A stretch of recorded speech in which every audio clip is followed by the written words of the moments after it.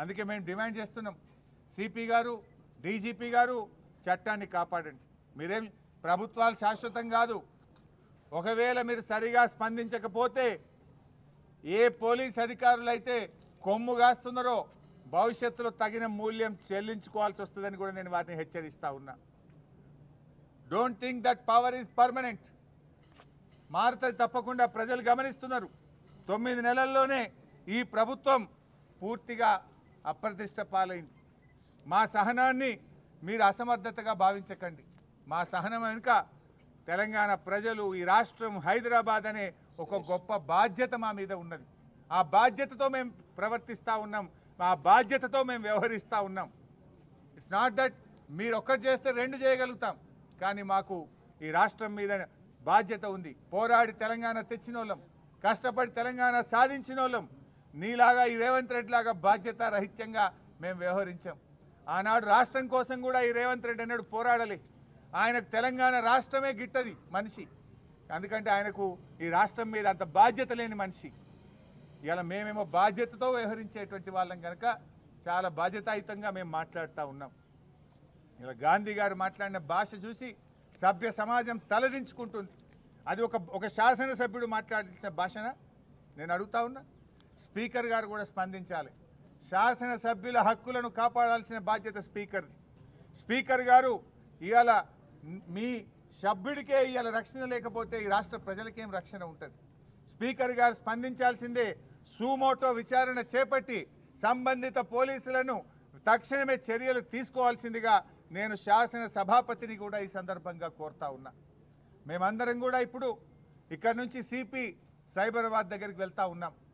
ఇలా ఏ గుండాలైతే మా కౌశిక్ రెడ్డి గారి ఇంటి మీద దాడి చేసిండ్రో, హత్యాయత్న ప్రయత్నం చేసిండ్రో, వాళ్ళందరినీ కూడా 307 కింద ఎఫ్ఐఆర్ ఇష్యూ చేసి అరెస్ట్ చేసి జైలుకు పంపేదాకా కూడా బీఆర్ఎస్ పార్టీ ఊరుకోదు. అదేవిధంగా ఏ అధికారుల వైఫల్యం, ఈ ప్రాంతంలో రక్షణ కల్పించాల్సిన అధికారులే ఈరోజు వాళ్ళని దగ్గరుండి కౌశిక్ రెడ్డి గారి ఇంటి మీద దాడి చేయించిండ్రో, ఇవాళ ఈ దాడిలో బాధ్యత వహించాల్సిన పోలీసులను సస్పెండ్ చేసేదాకా ఏసీపీ గారు, సిఐ గారు ఎవరెవరైతే దీని వెనుక ఉన్నారో వాళ్ళందరినీ కూడా సస్పెండ్ చేసేదాకా కూడా బీఆర్ఎస్ పార్టీ ఊరుకోదు. ఇది ప్రజాస్వామ్యాన్ని కూని చేస్తూ ఉన్నారు. మాటల్లో ప్రజాపాలన.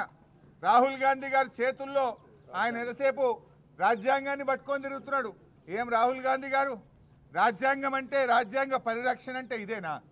ప్రతిపక్ష ఎమ్మెల్యేల గొంతు నొక్కుడు, వరద బాధితుల్ని పరామర్శించడానికి వెళ్ళిన ఎమ్మెల్యేల మీద దాడి చేసుడు, రాజీనామా చేయండి కోర్టు మొట్టికాయలు వేసిందని అడిగిన కౌశిక్ రెడ్డి ఇంటి మీద పట్టపగలు నడి హైదరాబాద్లో దాడి చేయడము, ఎమ్మెల్యేల క్యాంప్ ఆఫీసుల మీద దాడి చేయడము, ప్రశ్నించిన జర్నలిస్టుల మీద దాడి చేయడము, సోషల్ మీడియాలో పోస్టులు పెడితే అక్రమ కేసులు చేయడము. ఇదా ప్రజాస్వామ్యం?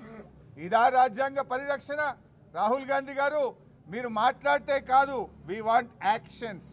I demand Rahul Gandhi, you direct Revanth Reddy to take action. Revanth Reddy గారిని మందలిస్తారా, చర్యలు తీసుకుంటారా? రాహుల్ గాంధీ గారు స్పందించాల్సిన అవసరం ఉంది. లేకపోతే రాహుల్ గాంధీని దేశంలో ఎవరు నమ్మడు. రాహుల్ గాంధీ అన్నీ కూడా ఉత్త మాటలు అని అనుకోవాల్సి వస్తుంది, ఉత్తర కుమార ప్రగల్భాలుగా చూడాల్సి వస్తుంది.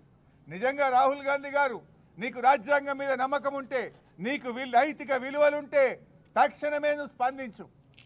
పార్టీ మారిన ఎమ్మెల్యేల చేత రాజీనామా చేయించు.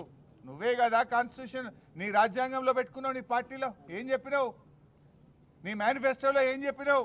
పార్టీ మారిన ఎమ్మెల్యేలు తక్షణమే వాళ్ళని డిస్క్వాలిఫై చేయాలని చెప్పినావు కదా. మరి మాటల్లో ఒకటి, నీ కాంగ్రెస్ పాలనలో తెలంగాణ రాష్ట్రంలో ఇంకోటి ఉంటుందా? ఇఫ్ యు ఆర్ రైట్, నీ మాటకు విలువ ఉంటే, నీ మాట మీద నీకు విశ్వసనీయత ఉంటే తక్షణమే ఎమ్మెల్యేలను రాజీనామా చేయించు. ఎమ్మెల్యేల మీద దాడి చేసిన గుండాలను అరెస్ట్ చేపించి రాజ్యాంగాన్ని కాపాడు. లేకపోతే రాహుల్ గాంధీ గారు, నీ మాటల్ని, నీ మోసాలను దేశం మొత్తం చెప్తాం బిడ్డ, ఇడిచిపెట్టాం తెలంగాణతో. రేపు మహారాష్ట్ర ఎన్నికల్లో చెప్తాం, బీహార్లో చెప్తాం, హర్యానాకు వచ్చి చెప్తాం, రేపు జార్ఖండ్కి వచ్చి చెప్తాం.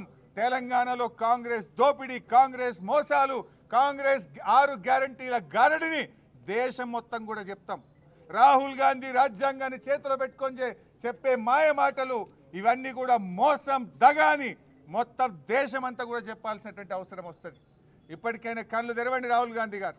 వాస్తవాల మీద విచారణ జరపండి, రాజ్యాంగాన్ని కాపాడండి, చట్టాన్ని కాపాడండి. చట్టాన్ని ఉల్లంఘించిన పోలీసుల మీద చర్య తీసుకోవాలి. రాజ్యాంగాన్ని మరి తప్పుదారి పట్టించే విధంగా ఇవాళ ఎమ్మెల్యేల కండువాలు కప్పి ఇవాళ ఆ ఎమ్మెల్యేలను ఎవరైతే రేవంత్ రెడ్డి గారు కాంగ్రెస్లో చేర్చుకున్నారో వాళ్ళందరి చేత రాజీనామా చేయించి తిరిగి ఎన్నికల్లో పోయే విధంగా ఆదేశం ఇవ్వండి. లేదంటే రాహుల్ గాంధీ అన్ని మోసం, రాహుల్ గాంధీ మాటలు దగ, రాహుల్ గాంధీ అన్ని కూడా ఉత్తర కుమార ప్రగల్భాలని దేశం మొత్తం కూడా చాటి చెప్తామని హెచ్చరిస్తున్నాం.